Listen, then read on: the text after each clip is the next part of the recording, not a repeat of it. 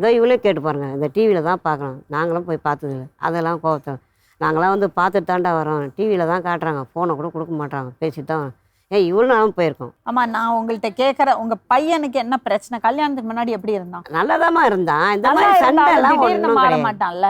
அதுதான் சொல்கிறேன், இந்த தண்ணி சாப்பிட்டா தான் இந்த பிரச்சனை வந்து. கல்யாணத்துக்கு முன்னாடி தண்ணி சாப்பிடுவான். இருமா, சாப்பிட்ருக்கேம்மா, சாப்பிட்டு. குழந்தைய போய் கழுத்தண்ண இருக்கிறாராம். அது தெரில, அவங்க தான் சொன்னாங்க, நான் இல்லை அப்போது.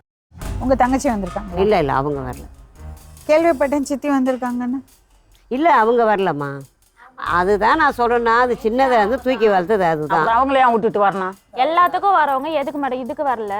நம்ம சமாதானம் பேசணும்னு தான் போகிறோம். இங்கேருந்து நைட்டு 1 மணிக்கு யாருமா சமாதானம் பேசுறதுக்கு போவாங்க? யாருன்னா போவாங்களா?